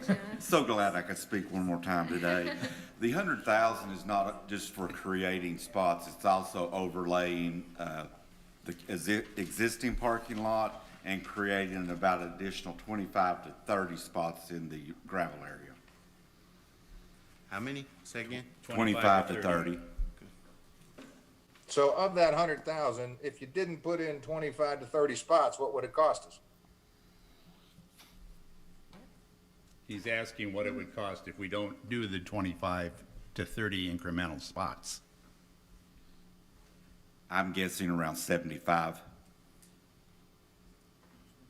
Okay, that So makes, it's $1,000 that a makes more spot, sense. basically. It's correct. Since you're charging golf 50%, golf should be paying for any of the new spots. Run that by me one more time. I missed that, Steve. I said since of the 100, 75 is just resurfacing what we already have. Yep. It's going to pay 50% of the total, golf is. And what I'm saying is, if you're going to add 25 to 30 spots, golf's not driving the additional spots. Oh, sure it is. Absolutely it is. That restaurant is not filled up with that many parking spots. It's golf that's driving most of it. So what you're saying is for the last 5 years, we needed 25 to 30 more spots at the golf course. Not for the last 5 years, no. We put that pavilion down there, put a little parking lot in there, and then put an overflow up top. We then saw golf rounds since the pavilion had slowly declined. The housing recession ended. We saw the golf begin to come back. We implemented an after two. We had a very diverse group of people move in here. More wanted golf, wine, cheese, et cetera, attracted more people to golf. More, hey, you wanted the answer. More people wanted to play golf and learn. They took lessons. They go down there and they park. It's much more golfers. And what happens is, as late as last year for us that played Tokyo, it was very rare you parked in the gravel. You're in it every day now, and it's golfers. Okay, that's just a different way of me saying I'm okay with 50,000 going to golf for this parking expansion and resurfacing.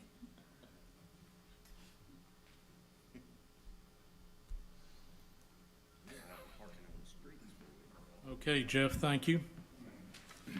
Okay, this slide, we've pretty well covered all this. I'm not going to restate it, but that just tracks changes in the capital plan over the, what is now 6 reviews, and the highlighted column on the end is where we are today.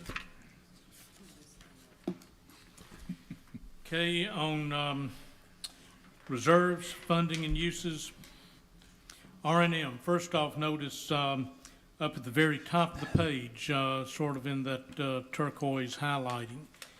That highlights the beginning balance. That's my best estimate at this point of where we will end the year and therefore begin next year from funds already either in the reserve or headed into the reserve as budgeted for November and December.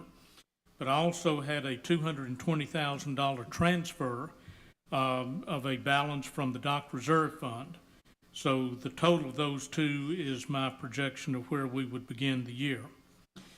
Notice a little further down the page, roughly 2/3 the way down, that $220,000 to replace the wave attenuator is now funded out of this R&M reserve. So money goes in, money comes out. That's where we end up. Some of the other big projects funded from R&M include the Kahiti bunker renovations at $250, the Wellness Center roof and flat roof, pretty big numbers there, some yacht club renovations, and road work, about $1 million of road work down toward the bottom. But with all of those moving parts, the money going in and the money coming out, R&M ends up just about where it started, absent the $220,000 transfer that was moved in. Parker, Yes, can you go back a slide? sure. You moved too quickly for me. I don't know, unless I'm reading this, I don't remember agreeing that we were gonna move. I thought we moved that 15,000 for the total shades above the line. But we didn't do that down there for private funding. No, my labeling is probably not the best there. It is now above the line. Okay. So it is now in.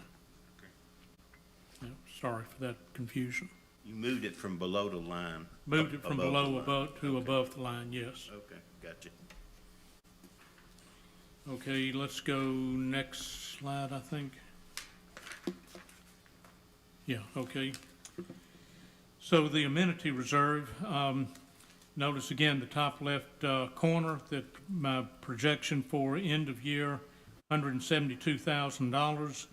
After moving the $220,000 for the wave attenuator from docks to R&M and making the $16,000 adjustment for the gas dock system that we spent this year, there was $15,000 left, and I moved that to the amenity reserve. And you see the items now coming out of the amenity reserve, the full swing golf simulator, the first set of boat slips at Tenassie, the pier, and the boat launch coming out of the amenity reserve. New money going in, $106,000 from assessment money and $218,000 from dock revenues. And we end the year then with a positive $250,000 that carries over to the next year. And from that, we have enough to fund some walking path paving near the Wellness Center, some racquetball redesign, a second set of slips at Tenassie Basin for $228, and the amenity reserve fund still ends up in positive territory at $217,000. Water and sewer begins the year, I'm estimating about $1.6 million. There's an additional $750-some thousand going in, right at $800 counting interest. And the water and sewer reserve actually increases its balance by about $300,000 during the year. Major monies coming out are the water system improvements, primarily pumps, and water meter replacements, and you see the rest of those there. No change in the safety reserve. Starts the year at $79,000, add a little accrued interest, and end the year at $80,000. And the dock reserve fund is zeroed out in this summary. So you know what happened to the funds and the funding in 21 and beyond. TRDA reserve, just a holding account to collect enough money to pay the TRDA lease in December. So it starts the year and ends the year in single digits, a little bit of accrued interest going in. Similarly, on CAF reserve, there's no new money being added, just a little accrued interest. So total reserves ending balance then just a little bit north of $4.5 million at the end of 21. And the overall reserve account summary is a little easier to see some of these numbers here all in one spot. R&M begins and ends the year just about where it started, down about 160,000 maybe. The amenity reserve actually builds cash beginning to the end of the year. Water and sewer builds about about 200,000 cash. No change essentially in safety. Dock reserve is gone. TRDA begins and ends about where it started, and same thing on CAF reserve. So beginning of the year, total reserves beginning balance $4.4 million. New money going in, 3.8. Uses coming out, 3.8. A little bit of interest accrual, and we end the year at 4.5 million. Okay, any questions on the reserves? Okay, the next. God help me. Next slide You didn't hear then. that, you were supposed to, I'm sorry. Next slide then is the operating budget for revenues, expenses, and net income. The highlighted number, bottom center of the page, net income is at $520,000, excess of revenues over expenses.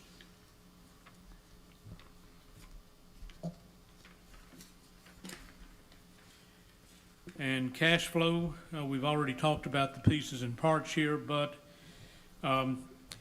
projection, and this is month end October 2020, is where that $2.7 million number comes from. My hope is that that number will increase a little bit between now and year end, but that remains to be seen. Notice that net income at $520, depreciation at $1.9 million, but the big number there to focus on is capital expenditures.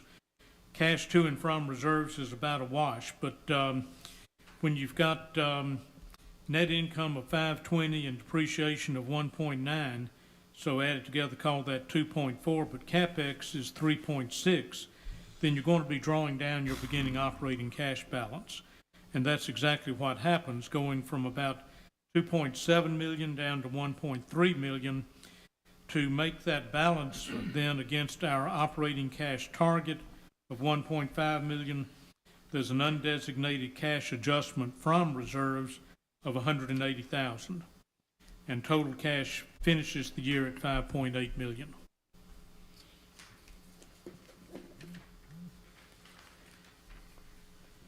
You've seen the debt schedules before. There's no changes from the last version that you looked at. Just note that, okay, 2021 is the third column over. Don't get confused by, I've got a couple of years of history in there. Well, 1 year of history and then the current year, 2020. So note that I love seeing those zeros for the Wellness Center. Note is paid off. Welcome Center, Summit Medical Building, TRDA capital lease is far and away the biggest set of numbers on the page, and the Tokwa Golf Clubhouse. So total debt, we pay down $318,000 in payments to principal.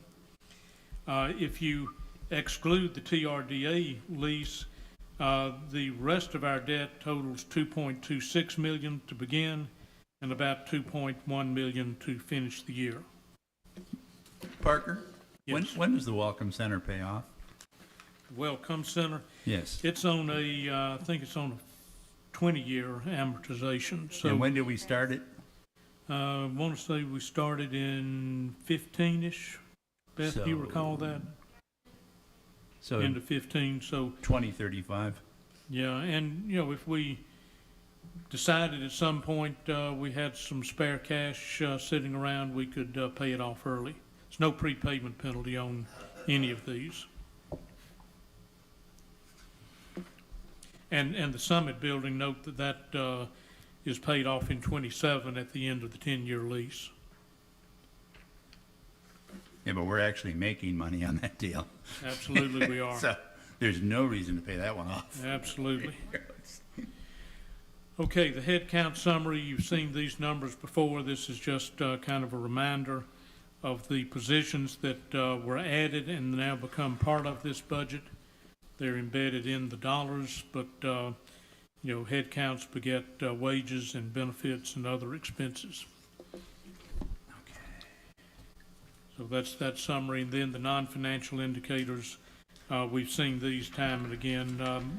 Most significant numbers on the page, POA lots sold at 72 for the year, and new home permits issued 160 budgeted for the year. Okay, and finally the page, certainly the page I've been waiting for. I don't know if you have or not, but it's the one I've been waiting for. And I might make just a couple of comments or adjustments to that second bullet down. So I'll be asking you to approve, and I suggest we do these one at a time in case there need to be some modifications to. Yeah, that's what we've done in the past. Yeah, to the capital number particularly. So the request. Before we go forward, has there anything from the outside come in? No, not yet. Okay, good, thank you. So the request is going to be to approve the operating budget, the capital plan, the monthly assessment rate, the reserves plan, including proposed changes to the dock reserve plan, the financing plan, which is basically a pay down of some debt through payments to principal, approval of the proposed water and sewer rate increases, effective first billing cycle in January, approval of the pricing plans as contained in the various budgets and as depicted on the 21 assessment and user fee schedule, and then acceptance of the 10-year plan as a planning document subject to change and based on continued review. So, Mr. President, I would ask that you entertain a motion to individually approve each of these various components. And I've labeled them 1 through 8 to avoid all of the talking about them. So I need a motion to approve number 1, which is the operating budget for revenues, expenses, and net income. Pat moves. Bruce seconds. Any further discussion? All in favor? Right hand, aye. That passes 7-0. Thank you. Number 2, which is the capital plan, totaling $3.6 million and change. Do I have a motion to approve the capital plan? I'll make it. Marty? I got a second. Pat? Any further discussion? All in favor? That passes 7-0. Number 3, approve the monthly assessment rate of $146.52. I need a motion. Pat? Bruce seconds. Any further discussion? Yes, I have, like we did with Toka Clubhouse, there needs to be an explanation that's written into the minutes, and Shannon, I will give you this after we're done. Starting off with assessment fees, it's understood that after adding Toka and Kahiti and reducing the amenity reserves, that a multi-5-year % increase was required, which I entered into the minutes when we did that. That decision is behind us and economic conditions have changed. This board must take on an analysis that involves several issues prior to the budget process that will start in September, October of 2021. And I'm making this analysis, it'll be in the record, because either Rick or I or both might not be here in just a couple of days. Well, I don't think it's going to be both of us. You can't tell that. After I give this speech, I might not make it to the car. So those issues are, thank you, Sue. We have to develop a relationship between POA lots owned that collect 0 assessment fees and the planned sale of those lots, which will add to assessment fees and put that into this overall impact. Number 2, identify the point where assessment fees prohibit Tellico Village from competing in the property investment and housing market as a major player. You keep going up 5%, you're going to hit a point at some time, you're going to start a downward spiral. That's point 2. From the point identified above, the one I just talked, identify the date year that the assessment fee marks a downward spiral in marketability. The 4th one, analyze the Tellico Village internal, that's to us, marketing and price structure to property owners with respect to user fees, including golf, rec, restaurants, boating, etc. We need to take them apart, put them back together, because we're marketing to somebody that was many years ago. We need to change that. We just saw that with the family rates 2, 3, 4, whatever. The next one is determine the owner value versus owner cost of those user fees in place with respect to owner value and owner cost of that analysis completed. The next one is explain in detail the reasons for the goal of increasing reserves from our current $4 to $5 million range to $9 million range with respect to that marketing spiral going down. We have to answer the question, is this $9 million goal exceeding the assessment fee point that starts the economic downward spiral identified above? So you don't want to be safe, or do you want to run yourself out of business? The last point, these questions and analysis questions discovered during that process must be completed prior to the 2021 budget season. It needs to be a goal for next year for somebody on this board. There's my points. Well, that's fine, and in fact, why don't you write all that down and we'll consider it for a goal for I've next already year. written it down. It's right here. That's Always not- a step So, are ahead. there any other comments? That's just a comment. That's not a condition of the. No, it's not. It's a comment, that's all it was. So, It's in the record as a comment. all in favor? It passes 7-0. Number 4, approve the reserves plan for 2021. Motion? Pat, second? Sue? And comments? All in favor? Anything from outside? Well, wait a second. You said approval of the 2021 reserves plan. Which and- includes the dock reserve Okay, but going away. I didn't hear that part, but I wanted to. Well, make- yeah, but you don't have to. We're following the plan up there. Yeah, I know. So I do want to make a comment because there's a lot of people, we've had a lot of discussion in the last week or so. And Sue called me yesterday and said, my concern is, has the Marina Advisory Committee approved this? Yes, they have. All right? I wanted to make that statement. Fine. Other comments? Oh, just a follow-on comment, I will say that the calls that I've gotten, once you explain to them that the newspaper article was not correct. You mean that it was absolute BS? Hey, I've got another one too. No, stop. Let him finish. They begin to accept the rationale. Now, another comment. I just made a note. I had deja vu really bad just a minute ago when you were talking the wave attenuator. You got that information from PSEC. The wave attenuator for the yacht club was studied, and they're doing the one for Tenacity, and you are combining the two, saying we may have to pay for them both. And last year, at this same time, when we were hit with that wave attenuator, it cost us a dock a year. We've replaced 60 slips and 50 plus on a waiting list, and that comment right there, adding that back, and would have killed that dock unless we followed this plan. Well, and in fact, it came to the budget discussions late in the conversation. Just and it like was today. supposedly imminent, and it's now a year later. Right, but that supposedly imminent right there is exactly the same Yeah. thing we did last year, So and it put a I dock a think year behind. between the two big projects that we have a question mark about, we'll either adjust the budget when it comes January, or maybe they'll wash out each other. We'll see. I just want it on record that if we exceed that, here's the reasons why. I understand that. So, Rick, we have a question from Okay. our online viewing audience. Beth is going to read it. All right, this is, we went through it pretty fast, so this was one back when you all approved the 5% annual increase. Cat Purvis would like to make a comment that he doesn't know why we are doing 5% when we have over $7 million in cash, which the viewing public isn't aware of. And also, we have higher net income than shown. sorry. You'd like me to address that? You want me to talk about it? Let me, if I could, let me state my views on that first, and then Steve and others are more than welcome to add their comments. One of the reasons we have some $7 million in cash is because we had built into this year's budget funding of capital projects that are not going to be done this year. The cash built up either in reserve accounts or the operating account. Remember also, we had almost $1.2 million of cash in the form of a loan, PPP loan, which we hope will be forgiven, but has not taken place yet. And so much of that capital is going to spill over into 21.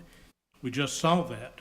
That 2.7 million of op cash that I start out with dwindles down to less than 1.5 million, below the target that we would hope to maintain at the end of 21. So it's a culmination of several things, but primarily deferrals of projects that we had planned to spend and complete this year. Didn't happen for various reasons, COVID, project definitions, whatever. But they're carrying over into next year, and that cash is going to be consumed next year, part of it, consumed next year in doing what we said we would do this year. Anybody, is there anything else from outside? Beth? Steve wanted to talk. Steve? Yeah, the other point, Cap, is how soon you forget. 2 years ago, we talked about spending $2.5 million, borrowing $1.2 million to build a Tocqueville Clubhouse restaurant. At that point, we said we got to build our reserves back. We have a target to get to $9 million in reserve, in addition to a little over $1.5 million in operating cash.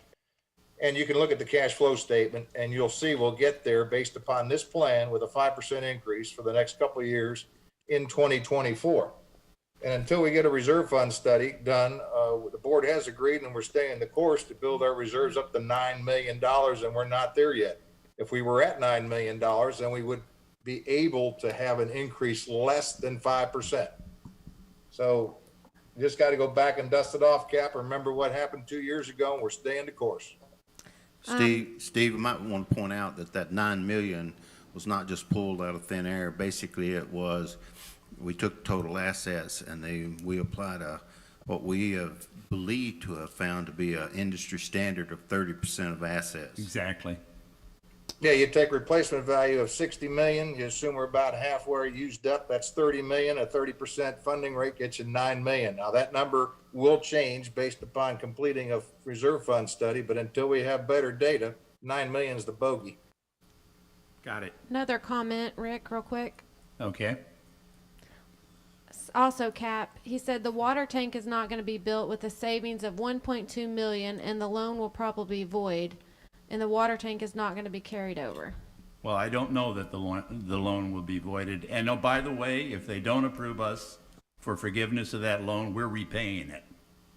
We're not going to carry a $1.2 million debt.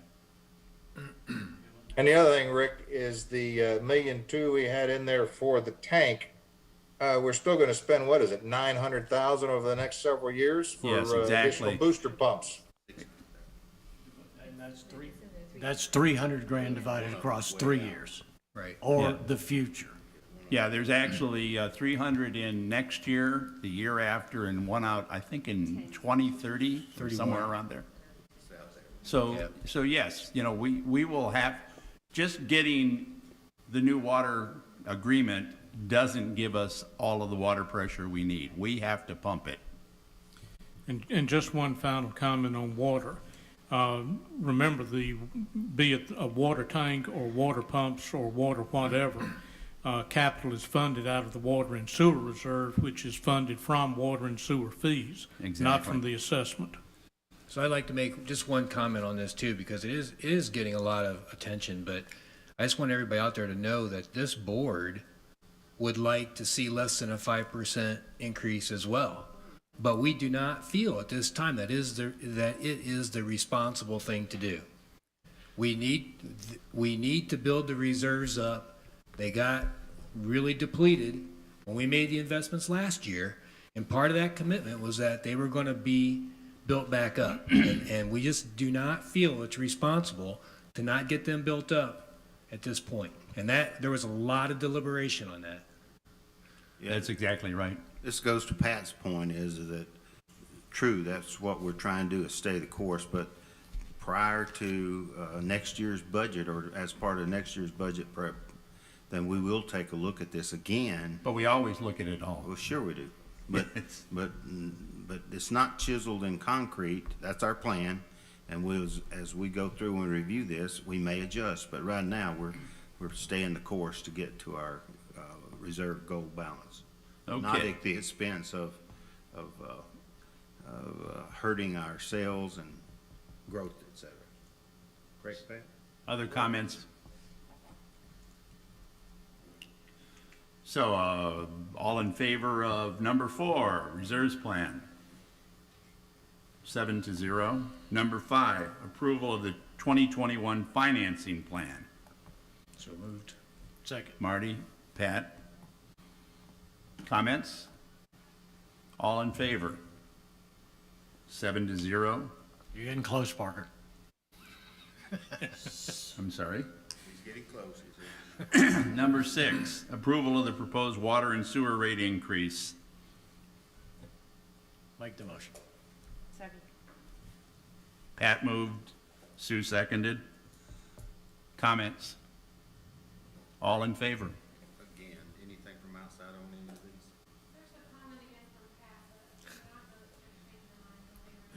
Yeah, certainly we'll hear any comments that come in from the outside. All right, Cap says, it's just a perception of 5% each year into the future. We now have over 4 million we didn't anticipate this time last year. I understand his comment. We may get lucky enough that it comes back to 22 instead of 24. Well, and. We're still not at 9 million in the reserve fund, so. Okay, Yeah. and just to comment here, I got educated this year too. We hit COVID, and we could have gone south in a heartbeat.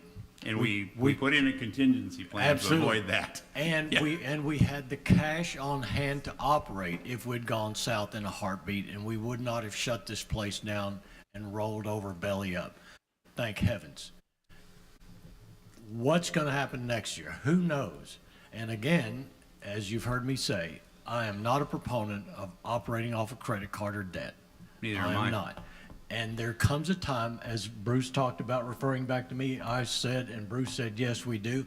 We need to go into these and find out what is that point where that assessment fee hits that dollar that people are saying it's not worth the investment anymore. So, Okay. I So think we're that- voting on approval of the water and sewer rate increase. It was 7-0. Correct. Did we vote on that? Yeah, we did. Yes. Number 7, approval of the pricing plans for the amenities. Pat moves, Sue seconds. Comments? He's voting on 7. I'm voting. So no comments, all in favor? 7-0. And then the Under final one is duress. acceptance of the 2022 through 2031 10-year plan as a planning document. Marty's moved. Second. Carlos seconds. Comments? All in favor? I guess. Sometimes 7-0. under duress. So, Parker, you have a budget. You have a plan. Now go make it happen. I'll do my best. And we'll come back with, as we learn more about these projects we've talked about, we may very well make some adjustments, but for another day. Thank you all. Thank you, Parker. Okay. So that brings me to the other portion of the meeting. Are there any other topics from the board? Are there topics from our audience outside? It's okay.